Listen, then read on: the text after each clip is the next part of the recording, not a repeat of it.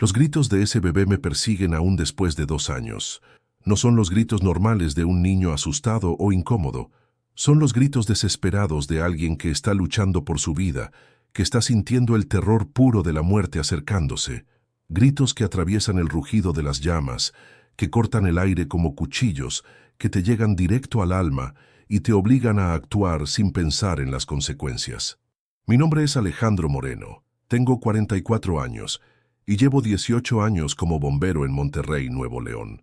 Pero de todos los incendios que he combatido, nunca hubo uno que me cambiara tanto como el que parecía una llamada rutinaria hasta que escuché esos gritos que me hicieron entender el verdadero significado de la desesperación.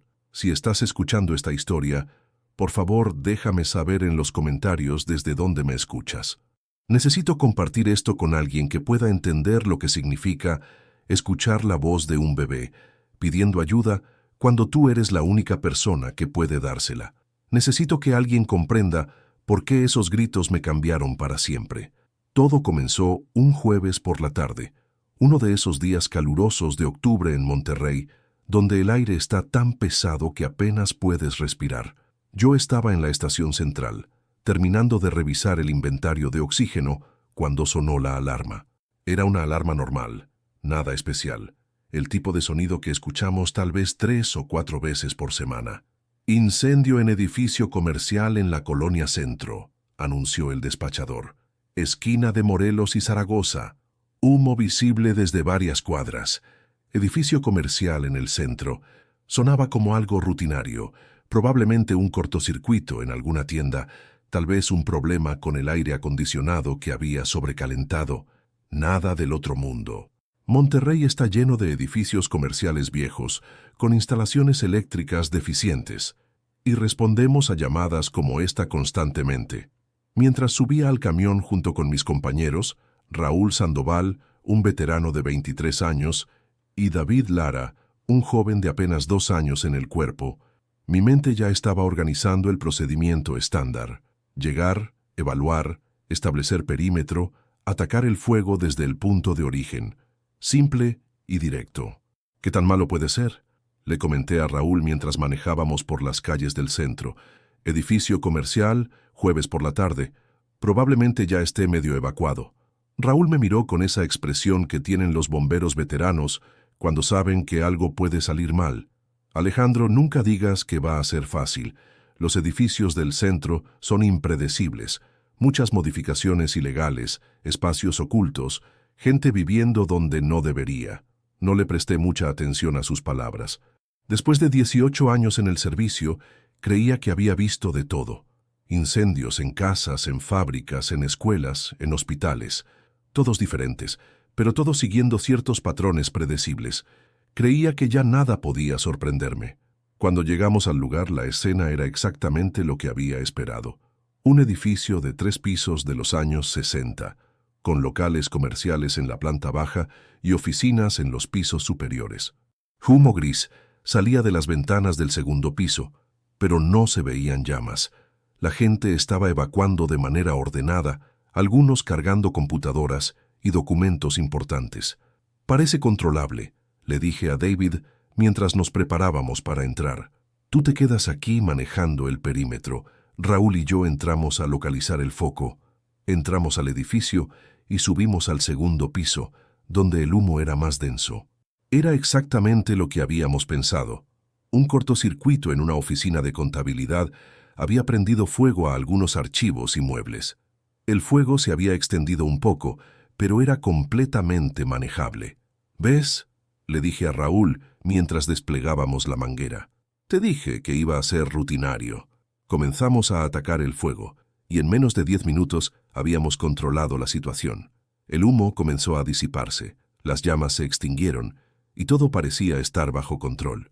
Era exactamente el tipo de llamada que resolvemos sin problemas todos los días, pero entonces, justo cuando estábamos recogiendo el equipo, lo escuché. Era un sonido débil, casi inaudible por encima del ruido de los ventiladores que estábamos usando para sacar el humo. Al principio pensé que era el viento, o tal vez alguna sirena lejana, pero después lo escuché más claramente y sentí como si me hubieran golpeado en el estómago. Era el llanto de un bebé. «¡Raúl!», le grité. «¿Escuchas eso?». Raúl se detuvo y puso atención. «¿Qué cosa?». «Escucha, hay un bebé llorando». Ambos nos quedamos completamente inmóviles, tratando de localizar el sonido. Y entonces lo escuchamos claramente. Era definitivamente un bebé llorando, y venía de algún lugar del edificio. «¿Pero cómo es posible?», preguntó Raúl. «Este es un edificio comercial. No debería haber bebés aquí». «No importa», le grité. «Hay un bebé ahí arriba y necesita ayuda». Corrimos hacia las escaleras y subimos al tercer piso siguiendo el sonido del llanto. Era un llanto desesperado, el tipo de llanto que hace un bebé cuando está terriblemente asustado o cuando algo le duele, y se hacía más fuerte a medida que subíamos. Cuando llegamos al tercer piso, la situación era completamente diferente. El humo era mucho más denso ahí arriba, y podía ver que había focos de fuego que no habíamos detectado desde abajo. El fuego se había extendido a través de las instalaciones eléctricas y había llegado al tercer piso sin que nos diéramos cuenta. «¡Dios mío!», gritó Raúl. «El fuego está más extendido de lo que pensábamos». Pero yo ya no estaba pensando en el fuego. Solo podía escuchar esos gritos cada vez más fuertes y desesperados. Era un bebé que necesitaba ayuda, y nosotros éramos las únicas personas que podían dársela. «El sonido viene de esa oficina», le grité a Raúl señalando hacia una puerta al final del pasillo. Corrimos hacia la puerta, pero estaba cerrada con llave. Los gritos del bebé venían definitivamente de ahí adentro, y ahora podía escuchar algo más. Era un llanto que se hacía cada vez más débil, como si el bebé se estuviera quedando sin fuerzas. «¡Tenemos que entrar!», le grité a Raúl. Raúl sacó su hacha y comenzó a romper la puerta.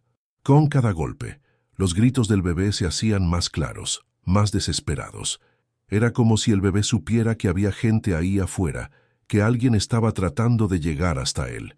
Cuando finalmente rompimos la puerta, lo que vimos nos dejó completamente helados. Era una oficina que había sido convertida ilegalmente en un apartamento pequeño. Había una cama, una cocineta, un pequeño refrigerador y en una esquina una cuna de madera. Y en esa cuna había un bebé.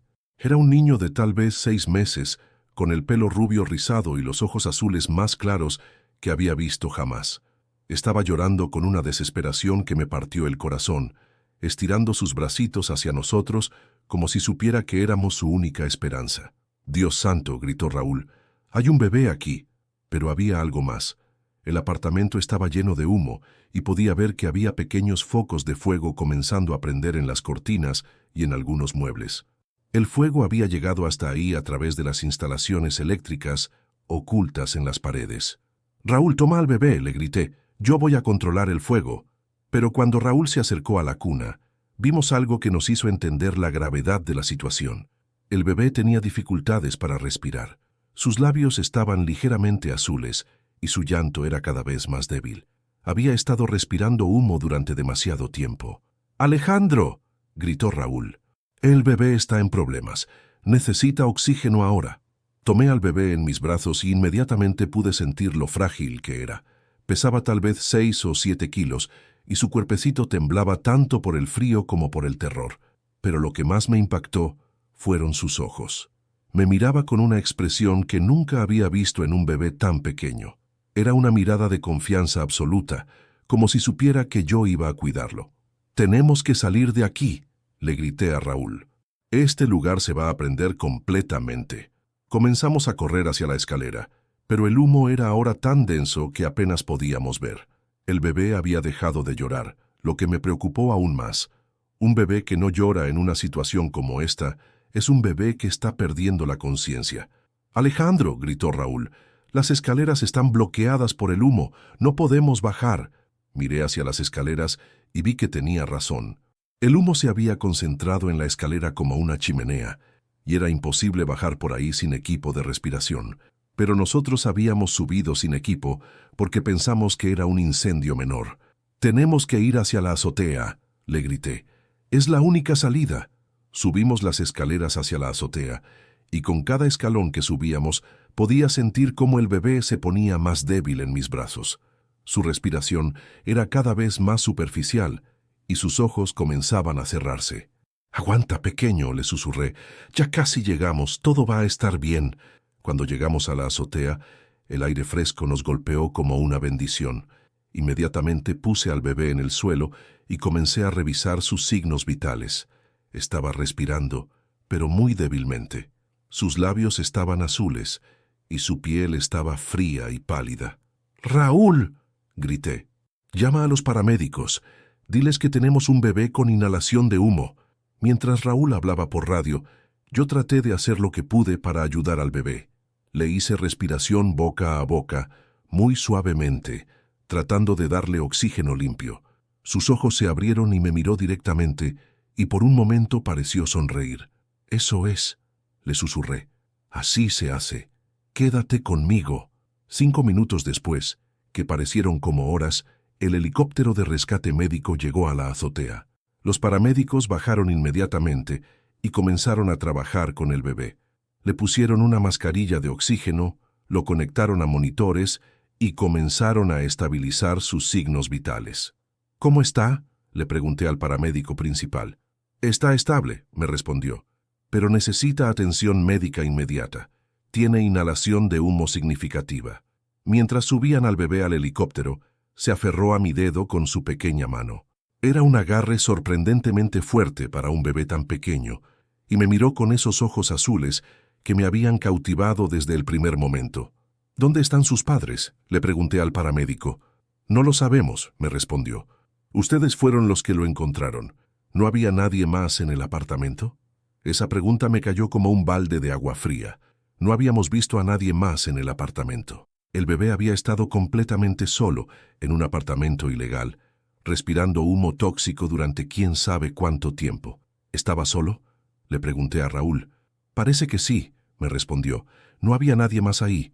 Mientras el helicóptero se alejaba llevando al bebé hacia el hospital, me quedé parado en la azotea, sintiendo una mezcla de alivio y preocupación. Habíamos salvado al bebé, pero no sabíamos nada sobre él. No sabíamos su nombre, no sabíamos quiénes eran sus padres, no sabíamos por qué estaba solo en un apartamento ilegal. 2 horas después, cuando finalmente habíamos controlado completamente el incendio, fui al hospital para preguntar sobre el bebé. La doctora que lo había atendido me dio noticias mixtas. «El bebé está estable», me dijo. «Va a sobrevivir», pero tenía niveles peligrosos de monóxido de carbono en la sangre. Si ustedes no lo hubieran encontrado cuando lo hicieron, probablemente no habría sobrevivido. «¿Saben algo sobre sus padres?», le pregunté. «Ese es el problema», me respondió. «No hay nadie buscándolo. Hemos contactado a la policía y no hay reportes de bebés desaparecidos. Es como si alguien lo hubiera abandonado ahí». Esa información me golpeó como un puñetazo. No solo habíamos salvado a un bebé de un incendio, sino que habíamos salvado a un bebé que había sido abandonado. Un bebé que no tenía a nadie en el mundo, excepto a nosotros. «¿Qué va a pasar con él?», le pregunté. «Los servicios sociales se van a hacer cargo», me respondió. «Probablemente lo pondrán en cuidado temporal mientras buscan a sus padres o una familia adoptiva». Esa noche no pude dormir. Seguía pensando en el bebé, en sus ojos azules, en la manera en que se había aferrado a mi dedo, en los gritos desesperados que habíamos escuchado. Pero sobre todo, seguía pensando en el hecho de que estaba solo en el mundo. Al día siguiente fui al hospital de nuevo. El bebé estaba mucho mejor. Sus niveles de oxígeno eran normales y había recuperado ese brillo en los ojos que tienen los bebés sanos. Cuando me vio pareció reconocerme y extendió sus bracitos hacia mí. «Hola, pequeño», le dije tomándolo en mis brazos. «¿Cómo te sientes?». El bebé me miró con esos ojos azules y me sonrió. Fue una sonrisa que me llegó directo al corazón, una sonrisa que me hizo entender que había una conexión especial entre nosotros. «¿Tiene algún nombre?», le pregunté a la enfermera. «Por ahora lo estamos llamando Alejandro», me respondió. «Como usted». La doctora pensó que era apropiado ya que usted fue quien lo salvó.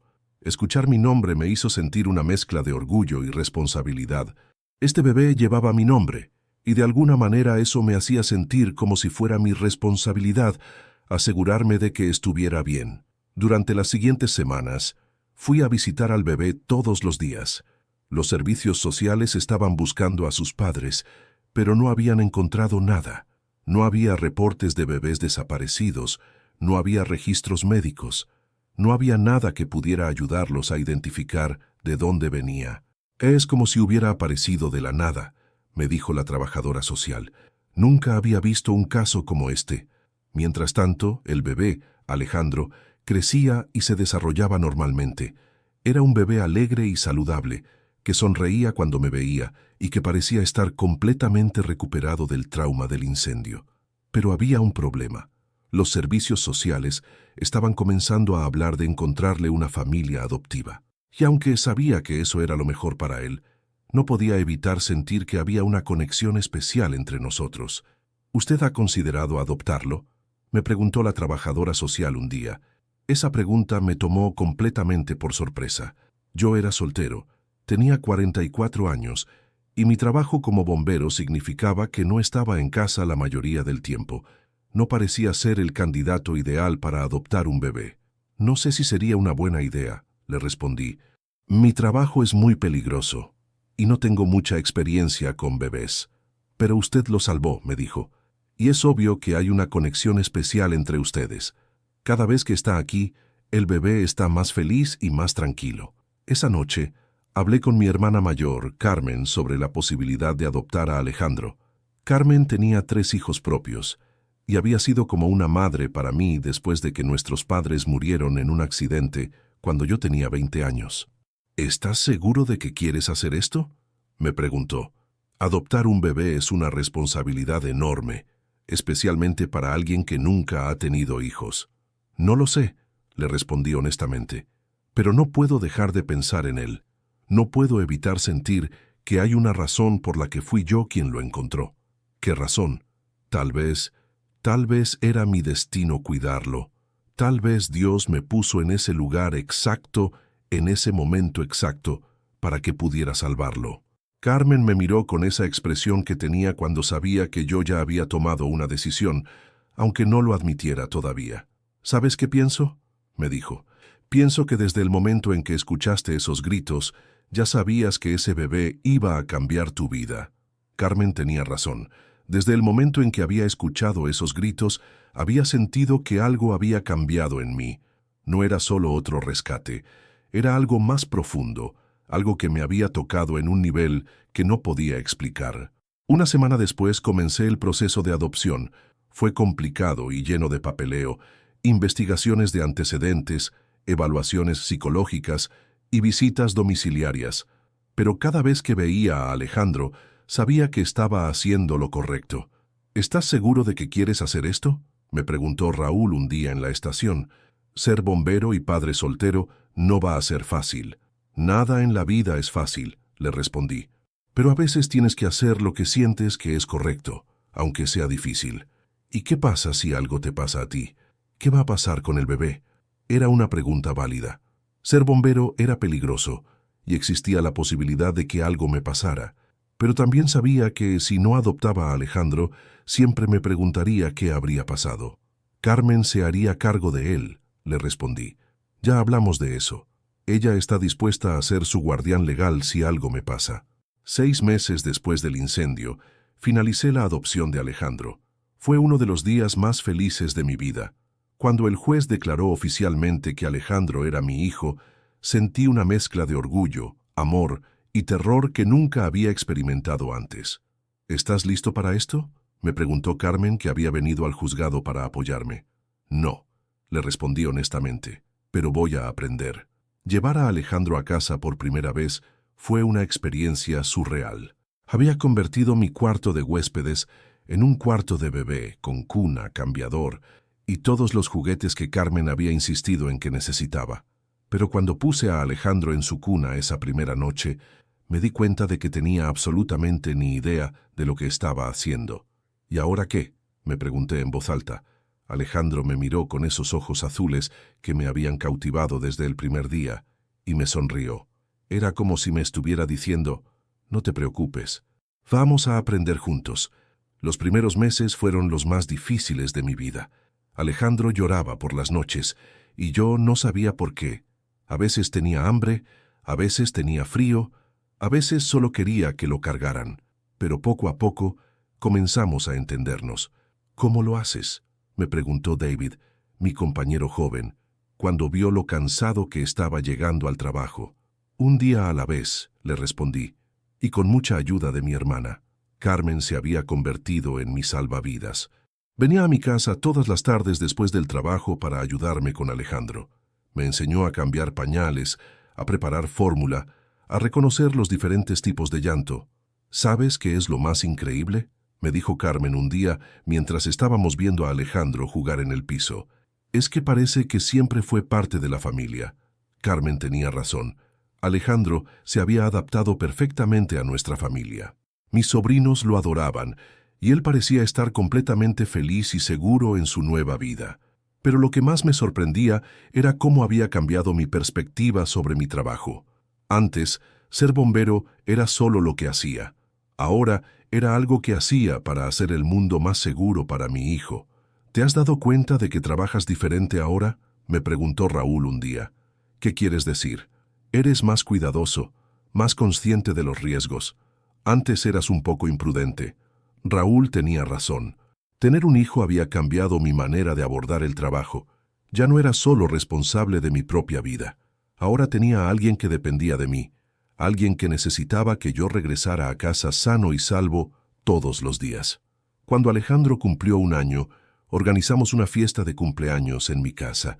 Invité a todos mis compañeros de trabajo, a mi familia y a las personas del hospital que habían cuidado de él después del incendio.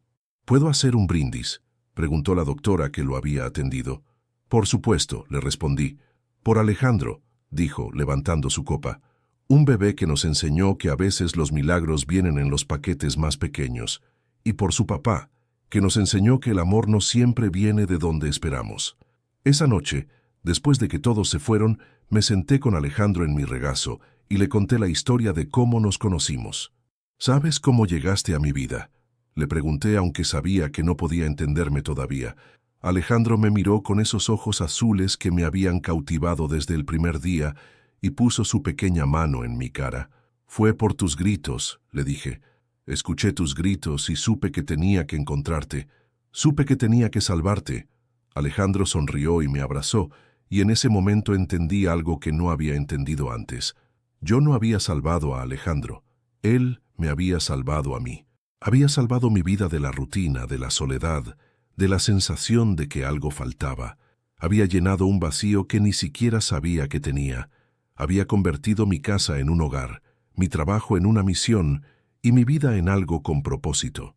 Hoy, 2 años después del incendio, Alejandro tiene casi 3 años. Es un niño alegre, inteligente y lleno de energía. Habla constantemente, hace preguntas sobre todo, y tiene una risa que puede llenar cualquier habitación. «Papá, ¿tú me salvaste del fuego?», me preguntó hace unas semanas. «Sí», le respondí, «pero tú también me salvaste a mí». «¿Cómo te salvé?». «Me salvaste de estar solo, me salvaste de no saber lo que era el amor real». Alejandro me miró con esos ojos azules que ahora brillan con inteligencia y curiosidad y me sonrió. «¿Siempre vamos a estar juntos?», me preguntó. «Siempre», le respondí, «para siempre». Porque esa es la verdad sobre los gritos de ese bebé. No eran solo gritos pidiendo ayuda. Eran gritos que me estaban llamando hacia mi destino, gritos que me estaban guiando hacia la persona que estaba destinado a ser. Los gritos de Alejandro me enseñaron que a veces los rescates más importantes no son los que planeamos. A veces, cuando crees que estás salvando a alguien más, resulta que esa persona te está salvando a ti. Cada vez que escucho a un bebé llorar, me acuerdo de esos gritos que cambiaron mi vida. Gritos que me enseñaron que ser bombero no es solo apagar fuegos. Es estar abierto a los milagros que pueden venir en los momentos más inesperados. Esos gritos me enseñaron que el amor puede llegar cuando menos lo esperas, de la manera más improbable, y cambiar todo lo que creías saber sobre ti mismo. Y cada noche, cuando arropo a Alejandro en su cama, le doy gracias por esos gritos, porque me llevaron hacia él, y él me llevó hacia la vida que nunca supe que quería. Los gritos de un bebé que pensé que estaba salvando, pero que en realidad me estaba salvando a mí.